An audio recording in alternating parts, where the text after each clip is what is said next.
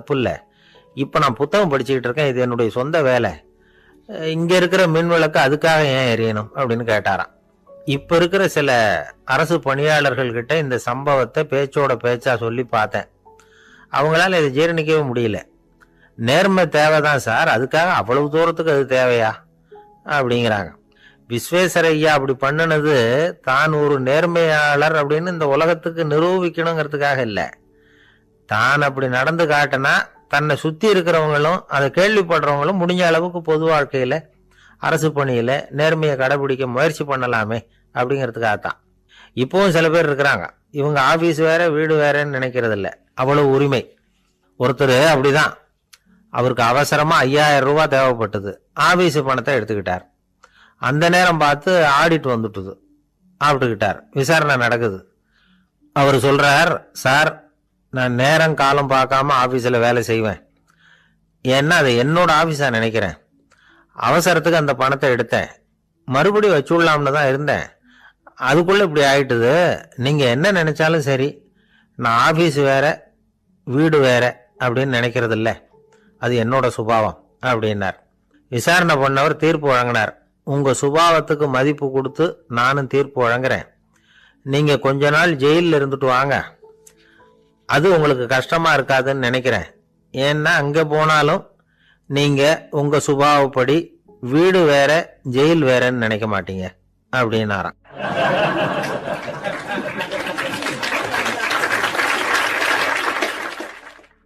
திபேத் நாட்டில் புத்த மடாலயங்கள் நிறைய உண்டு. அதுக்கு ஒரு தலைமையகமும் உண்டு. அது இந்த திபேத் தலைநகரம் லாசாவில் இருக்குது. ரொம்ப காலத்துக்கு அப்பால் அதை பற்றியெல்லாம் நிறைய விவரங்கள் எழுதி வச்சிருக்கிறாங்க. அது இப்போவும் நமக்கு கிடைக்குது.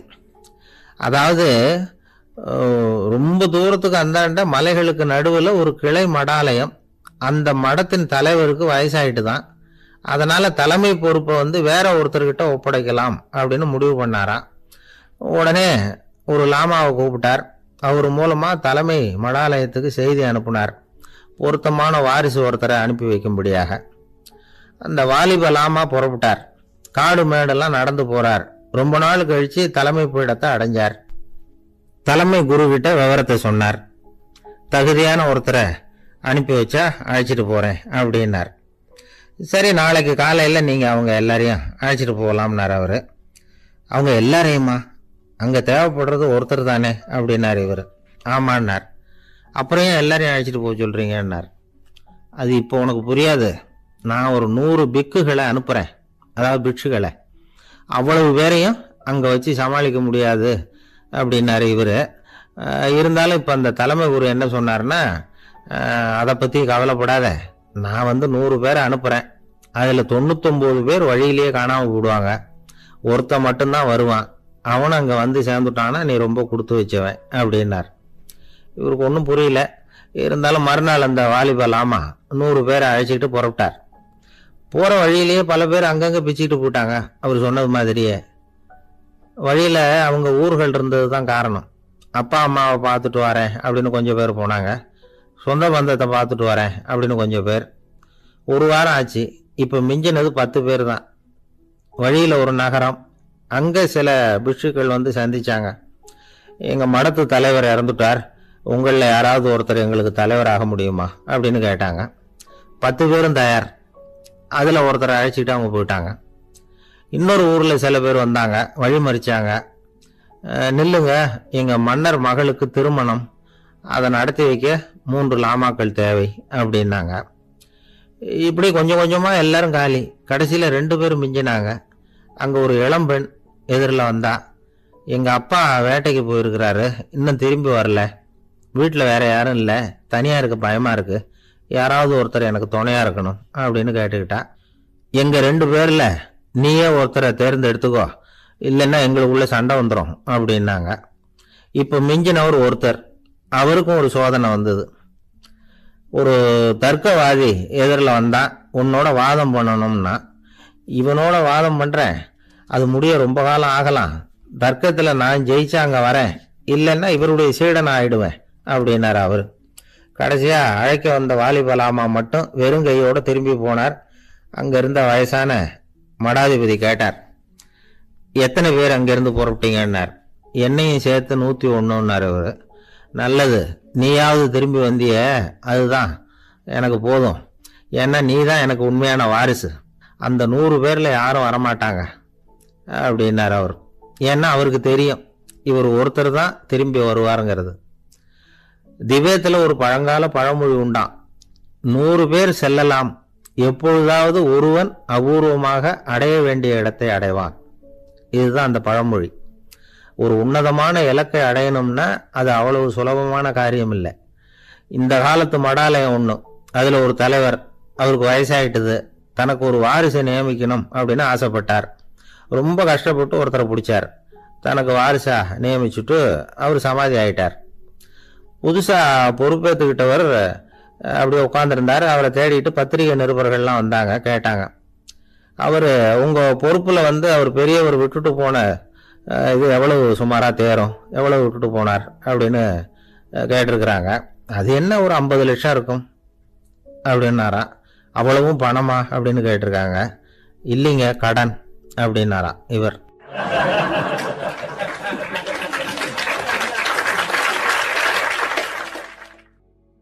ஒரு ஊர்ல ஒரு சித்தர் இருந்தார், சூஃபி சித்தர். அவர் ஞானம் பெற்ற ஒரு சித்தர். ஒரு நாள் அந்த நாட்டு மன்னன் அவரை பார்க்கறதுக்காக வந்தான். என்ன வேணும் உனக்குன்னு கேட்டார். நான் கடவுளை பார்க்கணும், அதுக்கு நீங்கள் தான் உதவி பண்ணணும் அப்படின்னா அவன். சித்தர் கொஞ்சம் யோசனை பண்ணார்.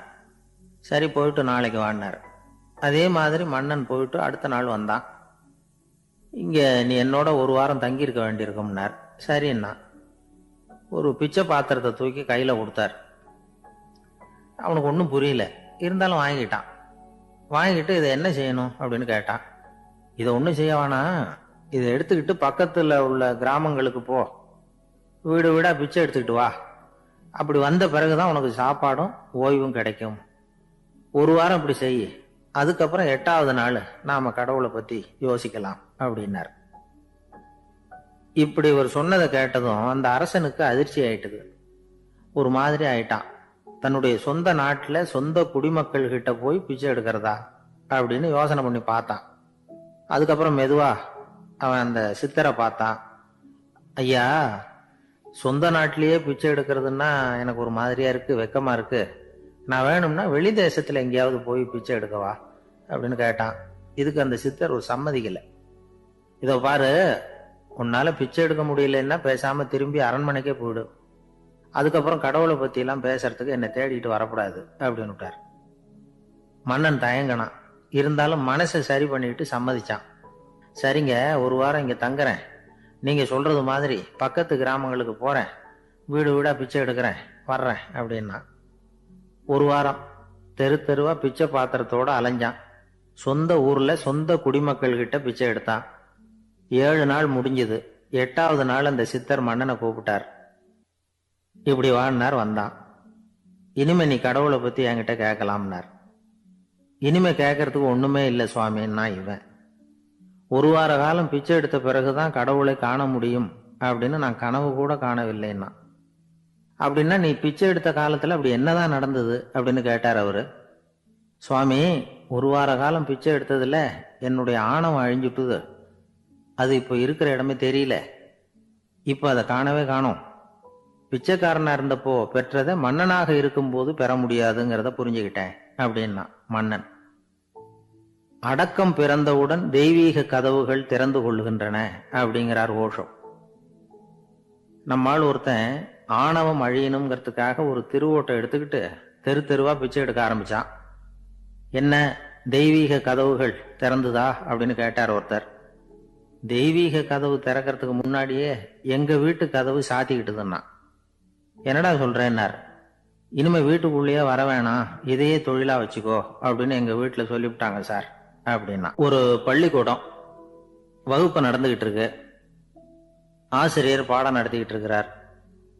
நடத்தி முடிச்ச உடனே கேட்டார், மாணவர்களே, இதுவரைக்கும் நான் நடத்தின பாடத்துல உங்களுக்கு ஏதாவது சந்தேகம் இருக்கா அப்படின்னு கேட்டார். அப்புறம் ஒவ்வொருத்தரா கேட்டார். ஒரு மாணவன் எழுந்திருச்சான். சார், எனக்கு சந்தேகம் எதுவுமே இல்லைன்னா. ஏன்னு கேட்டார்.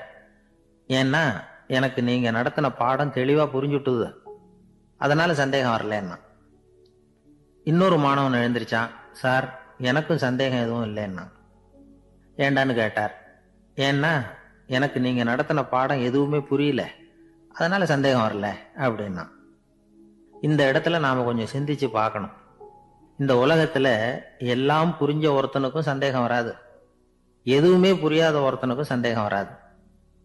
அறகுறையா புரிஞ்சுக்கிட்டவன் இருக்கான் பாருங்க, அவனுக்கு தான் அடிக்கடி சந்தேகம் வரும். ஆக மாணவர்களை இந்த 3 வகையா பிரிக்கலாம். அதே மாதிரி தான் மனிதர்களையும் 3 வகையா பிரிக்கிறாங்க ஆன்மீகவாதிகள். ஒரு ஆன்மீக பெரியவர் என்ன சொல்றாரு தெரியுமா? இந்த உலகத்துல 3 வகையான மனிதர்கள் இருக்கிறாங்களாம். முதல் வகை எப்படி தெரியுமா? இவங்களுக்கு எதையும் தெரிஞ்சுக்கணுங்கிற அவசியமே கிடையாது. ஏன்னா அவங்களுக்கு எல்லாமும் தெரியும். இவங்க ஞானத்தின் முழு வடிவா இருக்கிற காரணத்தினால அவங்களுக்கு எந்த சந்தேகமும் இல்லை, எந்த கேள்விகளும் கிடையாது. இந்த நிலையில இருக்கிறவன் கிருஷ்ணன். எல்லாத்துக்கும் விட தெரிஞ்சுக்கிட்ட நிலையில அவன் விடையாக மாறிவிட்டான் அப்படின்னு சொல்லுவாங்க. 2வது நிலையில இருக்கிறவன் அர்ஜுனன். இவனுக்கு எப்ப பார்த்தாலும் கேள்விதான், சந்தேகம்தான். பதில் சொல்ல சொல்ல அவனுக்கு இருக்கிற சந்தேகமும் அதிகமாகிட்டே இருக்கும், குறையவே குறையாது. அர்ஜுனன் மாதிரி உள்ளவங்க எப்பவும் கேள்வி கேட்டுக்கிட்டே இருப்பாங்க. ஒரு கேள்விக்கு விட கிடைச்சுட்டுன்னு வைங்க, உடனே இன்னொரு கேள்வி அவங்க கிட்ட இருந்து வரும். கிருஷ்ணனுடைய நிலை எப்படின்னா அது கேள்விகளே அற்ற ஒரு நிலை. அர்ஜுனனுடைய நிலை எப்படின்னா அது கேள்விகளை தவிர வேறு எதுவும் அற்ற ஒரு நிலை. இவங்களை தவிர இன்னொரு ஆள் இருக்கிறான், அவனுக்கும் கேள்விகள் அற்ற ஒரு நிலை தான். அவன் யாருன்னா துரியோதனன். இவனுக்கு தெரிஞ்சுக்கணுங்கிற எண்ணமே சுத்தமா கிடையாது. ஆவலே இல்லைங்கிறதுனால அதை புரிஞ்சுக்கணுங்கிற அவசியமும் இல்லை. அதனால அவனுக்கு கேள்விகள் அற்ற ஒரு நிலையில அவன் இருந்துகிட்டு இருக்கிறான். எல்லா பதிலும் தெரிந்து கொண்ட நிலையில கிருஷ்ணனும் கேள்விகள் அற்ற நிலையில இருக்கிறான். தெரிஞ்சுக்கணுங்கிற ஆவலே இல்லாத துரியோதனனும் கேள்விகள் அற்ற நிலையிலே இருக்கிறான். இப்படியும் இல்லாம அப்படியும் இல்லாம ரெண்டும் கெட்டான நிலையில இருக்கிறானே, அவன் தான் அர்ஜுனன். அதனால பெரியவங்கள்லாம் என்ன சொல்றாங்கன்னா, இந்த உலகத்துல அர்ஜுனன்களா இருக்கிறவங்க ஒண்ணு துரியோதனனா மாறிடணும், இல்லைன்னா கிருஷ்ணனா மாறிடணும். இதை தவிர வேற வாய்ப்பு இல்லை. துரியோதனன் மாதிரி உள்ளது விலங்கு நிலை, கிருஷ்ணன் மாதிரி உள்ளது தெய்வ நிலை. அர்ஜுனன் விலங்காவும் ஆக முடியல, தெய்வமாவும் ஆக முடியல. இப்படி ரெண்டும் கெட்டானா இருக்கிற வரைக்கும் இந்த கேள்விகளும் பிரச்சனைகளும் இருந்துகிட்டே தான் இருக்கும். இதுதான் பெரியவர்கள் சொல்லுகிற அனுபவ உண்மை. ஒரு ஆசிரியர் ரொம்பவும் விரிவா விளக்கமா பாடம் நடத்தின பிறகு, மாணவர்களே ஏதாவது சந்தேகம் இருந்தா கேளுங்கன்னாராம். ஒரு மாணவன் எழுந்திருச்சான், சார் எனக்கு ஒரு சந்தேகம்னா. என்னன்னு கேட்டார். இது வரைக்கும் என்ன பாடம் சார் நடத்துனீங்க அப்படின்னா அந்த பையன்.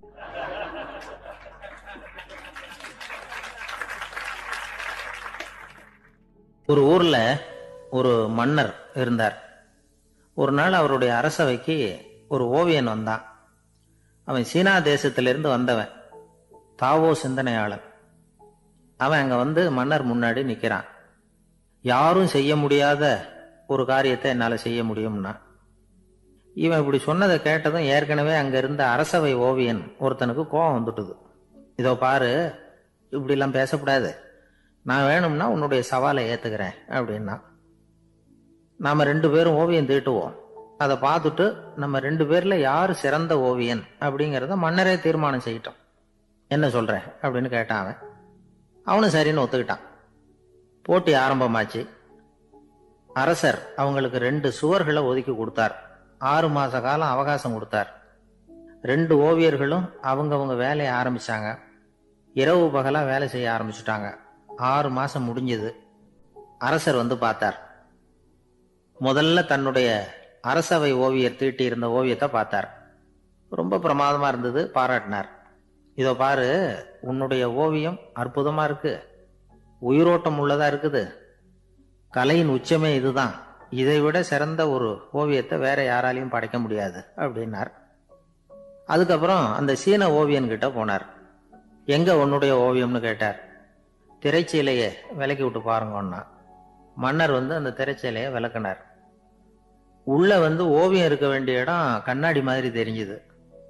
அவன் அந்த 6 மாச காலமா அந்த சுவரை தேய்ச்சி தேய்ச்சி கண்ணாடி மாதிரி ஆக்கி வச்சிருக்கிறான். அதுக்கு நேரா எதிர் சுவர்ல அரசவை ஓவியன் தீட்டின ஓவியம் இருக்கு. அது எதிரில் இருந்த இந்த கண்ணாடியில பட்டு பிரதிபலிக்குது. மன்னர் யோசனை பண்ண ஆரம்பிச்சார். அப்புறம் அந்த சீன ஓவியனை பார்த்து கேட்டார், இதை பாரு, நீ என்னுடைய ஆளை தோற்கடிச்சுட்ட அப்படிங்கிறதுல சந்தேகம் இல்லை. ஆனாலும் எங்களை ஏமாத்தி இருக்கிற, எந்த ஓவியமும் நீ வரையிலையே அப்படின்னார். அரசே, இதுதான் உண்மையான ஓவியம், உயிருள்ள ஓவியம். இது மனோபாவங்களை பிரதிபலிக்கும், மாறுகின்ற காலங்களை அப்படியே காட்டும் அப்படின்னா அந்த சீன ஓவியன்.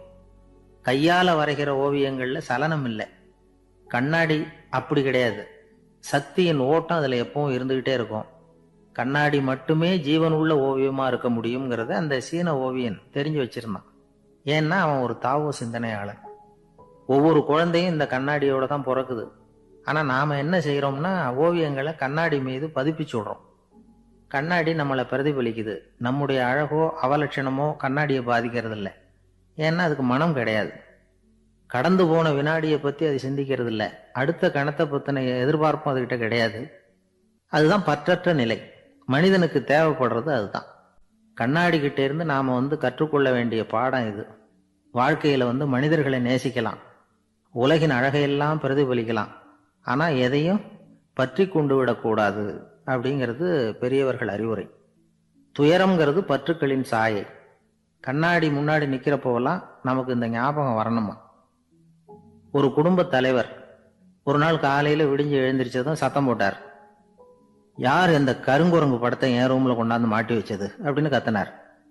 சமையல் கட்டில இருந்து மனைவி பதில் சொன்னாங்க, தூக்க கலக்கத்துல உளராதீங்க, நல்லா பாருங்க, அது படம் கிடையாது, முகம் பார்க்கிற கண்ணாடி அப்படின்னாங்க. ஜெருசலேம் அங்க உள்ள ஒரு தேவாலயம்.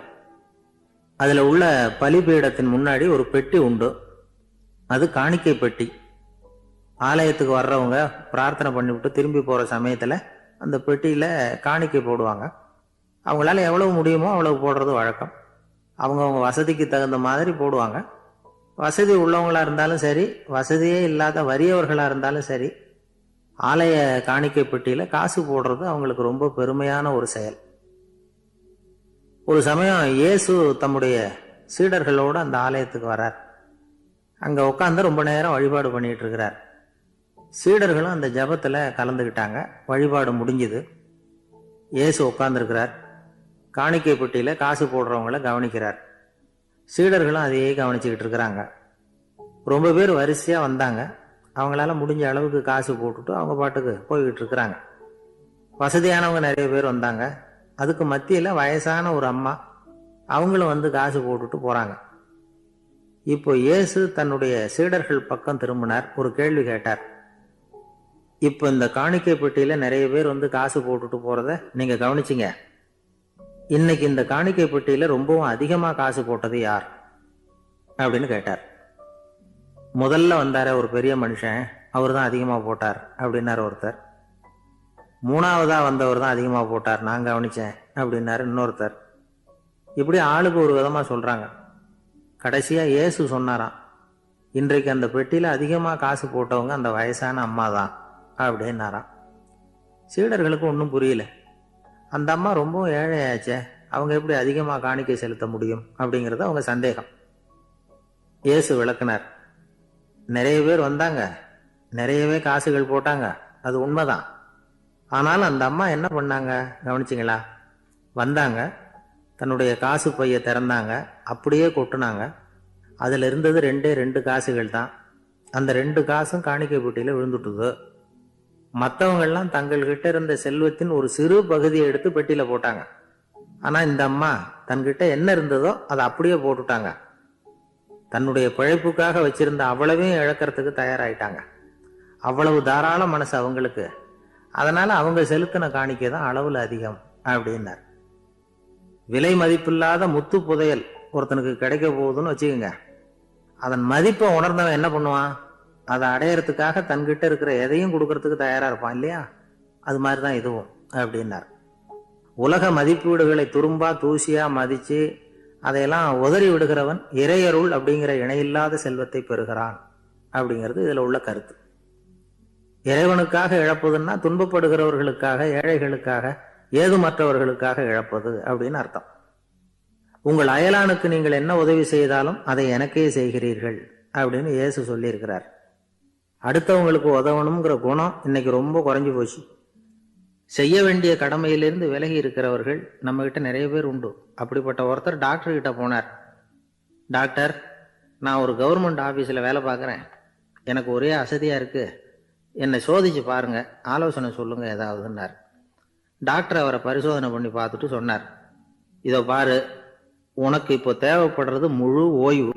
நீ எவ்வளவு சீக்கிரமா ஆபீஸுக்கு போறியோ அவ்வளவுக்கு உனக்கு நல்லது அப்படின்னாராம். எனக்கு தெரிஞ்ச ஒருத்தர் இருக்கார். அவரு ஒரு பெரிய காவல்துறை அதிகாரி, ரொம்ப கண்டிப்பானவர். அவரை கண்டாவே எல்லாரும் பயப்படுவாங்க. அப்படிப்பட்டவர் வீட்டுக்கு போனா அப்படியே அடியோட மாறிடுவார். அங்க போய் பாத்தீங்கன்னா குழந்தைகளோட குழந்தையா அவர் விளையாடிட்டு இருப்பார். அலுவலக சமயத்துல பாத்தீங்கன்னா குதிரை முதுகுல அவர் உட்காந்துருப்பார். வீட்டுல பாத்தீங்கன்னா அவர் முதுகுல குழந்தை உட்காந்துருக்கும். அவரு குதிரை மாதிரி போயிட்டு இருப்பார். இது எப்படிங்க முடியுது உங்களால அப்படின்னு கேட்டாங்க. அது ஒண்ணுமில்ல, இங்க வீட்டுக்கு வந்த உடனே என்னோட மனசை தனியா எடுத்து வச்சிருவேன் அப்படின்னார்.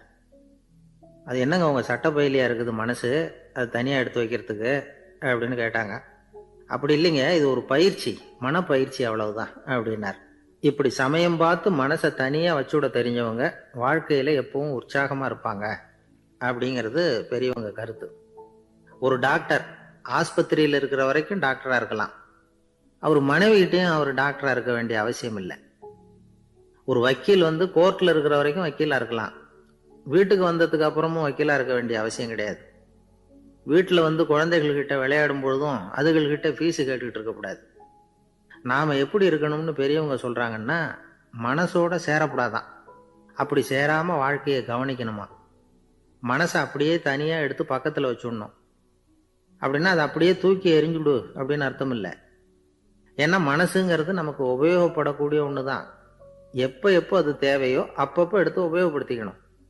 தேவைப்படுறப்போ எடுத்து கண்ணாடியை மாட்டிக்கிறோம்ல, படிக்கும் பொழுது கண்ணாடி தேவைப்படுது, எடுத்து மாட்டிக்கிறோம் இல்லையா, அது மாதிரி கணக்கு போடுறதுக்கு மனசு தேவை. கடைக்கு போய் ஒரு பொருள் வாங்குறோம், காசு கொடுக்குறோம், மீதி சில்லறை சரியா இருக்கா அப்படின்னு எண்ணி பார்த்து வாங்க வேண்டியிருக்கு. அந்த சமயத்தில் மனசை எடுத்து தனியாக வச்சுட்டேன் அப்படின்னு சொல்லிட்டு இருக்கக்கூடாது. பரீட்சைக்கு படிக்க வேண்டியிருக்குது, படித்ததையெல்லாம் அப்படியே நினைவில் வச்சுக்க வேண்டியிருக்கு, அந்த சமயத்தில் மனசை தூக்கி எறிஞ்சுட்டேன் சார் அப்படின்னு சொல்லிட்டு இருக்கக்கூடாது. அப்படி சொன்னால் பரீட்சை நம்மளை தூக்கி எறிஞ்சிடும். அதனால தேவைப்படுறப்போ மனசை உபயோகப்படுத்தணும், தேவையில்லாதப்போ அதை தனியாக ஓய்வு எடுத்துக்க விட்டுடணும். இப்படி நாம் பழக்கப்படுத்திக்கிட்டா வாழ்க்கைங்கிறது நமக்கு புதுசாக தெரியுமா. மனசுக்கும் ஒரு சக்தி கிடைக்கும். எந்திரங்களுக்கு ஓய்வு கொடுக்குற மாதிரி மனசுக்கும் ஓய்வு கொடுக்கணும், இல்லைன்னா அது களைச்சி போயிடும். குழந்தைகள் மனசை சுமந்துக்கிட்டு இருக்கிறது இல்லை. இது முதியவர்கள் குழந்தைகள் கிட்டே இருந்து கற்றுக்க வேண்டிய ஒரு பாடம். ஆனாலும் இந்த கால குழந்தைகள் கிட்ட ரொம்ப எச்சரிக்கையா இருக்க வேண்டியிருக்கு. ஒரு தாத்தாவும் பேரனும் விளையாடிக்கிட்டு இருக்கிறாங்க. தாத்தா, எனக்கு சைக்கிள் ஓட்ட கற்றுக் கொடு அப்படிங்கிறான் பேரன். சைக்கிள் உயரம் கூட இல்லை, அதுக்குள்ள சைக்கிள் ஓட்டணுமா அப்படின்னார் தாத்தா.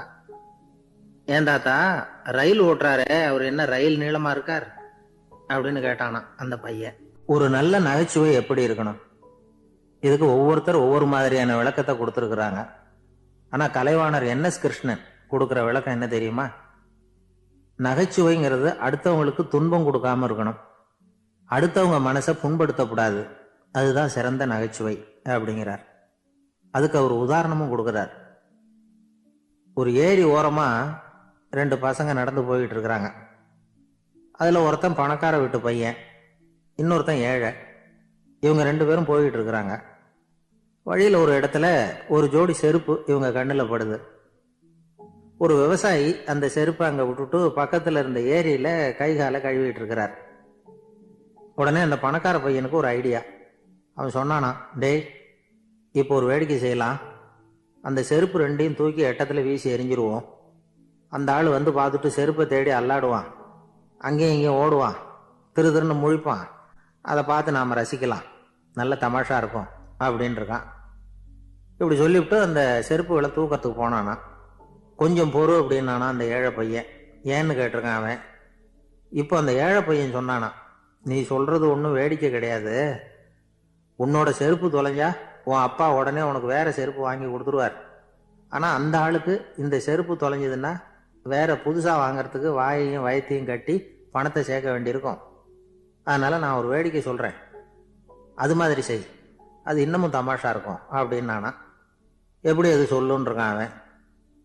செருப்பு ரெண்டும் அது இருக்கிற இடத்துலயே இருக்கட்டும், உன் சட்டப்பையிலிருந்து ஒரே ஒரு ரூபாய் நாணயத்தை எடு, அதை அந்த செருப்பு மேலே அதோட குதிகால் பகுதியில் வச்சுட்டு நாம் 2 பேரும் அந்த மரத்துக்கு பின்னாடி ஓடி போய் மறைஞ்சு நின்றுக்குவோம், அப்புறம் பாரு வேடிக்கையே அப்படின்னா. அதே மாதிரி 1 ரூபா காசு செருப்பு மேலே வச்சுட்டு இவங்க 2 பேரும் மறைஞ்சு நின்றுக்கிட்டாங்க. கொஞ்ச நேரத்தில் அந்த விவசாயி வந்தார். காலில் உள்ள மண்ணை தட்டிவிட்டு செருப்பை மாட்டுறதுக்காக போனார். அங்கிருந்த காசு கண்ணில் போட்டுட்டுது. அவருக்கு ஆச்சரியமாக போச்சு. அதை கையில் எடுத்து பார்க்குறார். 4 பக்கமும் திரும்பி திரும்பி பார்க்குறார், யார் இதை வச்சிருப்பான்னு. கடைசியில் ஆகாயத்தை பார்க்குறார். ஆண்டவா, இது உன்னோட கருணை தான், நீ தான் யாரோ புண்ணியவான் மனசில் தர்மம் பண்ணுற எண்ணத்தை உண்டாக்கி இருக்கிற, அந்த புண்ணியவான் நல்லா இருக்கணும் அப்படின்னு வாழ்த்தி அந்த காசை கண்ணில் ஒத்திக்கிட்டாராம். மறைஞ்சிருந்து பார்த்துக்கிட்டு இருந்த ஏழை பையன் இப்படி சொன்னான், பாத்தியா, உன்னை புண்ணியவான்னு வாழ்த்திக்கிட்டு போறார் அந்த ஆள். அவருக்கும் சந்தோஷம், அதை பார்த்து நமக்கும் சந்தோஷம். உனக்கு 1 ரூபாங்கிறது ஒரு பெரிய விஷயம் இல்லை, ஆனால் அதனால் நமக்கு கிடைச்சிருக்கிற மகிழ்ச்சி ரொம்ப உயர்வானது அப்படின்னு நானா. வேடிக்கையும் கிண்டலும் இது மாதிரி அடுத்தவங்களுக்கு இடைஞ்சலாக இல்லாமல் இருக்கணும் அப்படிங்கிறார் கலைவாணர். ஆனால் பாருங்க, அவருக்கே இடைஞ்சலாக வர்ற விஷயங்களை கூட அவர் வேடிக்கையாக தான் எடுத்துக்கிட்டாராம். ஒரு தடவை ஒருத்தர் கலைவாணர்கிட்ட வந்து, ஐயா, என் குழந்தை செத்து போச்சு அப்படின்னு சொல்லி அழுதாராம். உடனே இவர் அவருக்கு 100 ரூபா பணத்தை கொடுத்து, இந்தாங்க அடக்கம் செய்யுங்க அப்படின்னு சொல்லி அனுப்பி வச்சாராம். 1 வருஷம் கழிச்சு மறுபடியும் அதே ஆள் வந்திருக்கார். இவர் மறந்துருப்பாருங்கிற நினைப்புல, அண்ணே என் குழந்தை இறந்து போச்சுண்ணே அப்படின்னாராம். இவர் மறுபடியும் 100 ரூபாய் கொடுத்து ஆறுதல் சொல்லி அனுப்பி வச்சாராம். 7-8 மாசம் கழிச்சு மறுபடியும் அதே ஆள் வந்திருக்கார். அவர் வாயை திறக்கிறதுக்கு முன்னாடியே இவர் 100 ரூபாய் அவர் கையில வச்சு, போன 2 தடவை தான் குழந்தை செத்து போச்சு, இந்த தடவையாவது அதை சாகாம காப்பாத்தி விடு அப்படின்னு சொல்லி அனுப்பி வச்சாராம். அதுக்கப்புறம் அந்த ஆள் வர்றதே இல்லையா.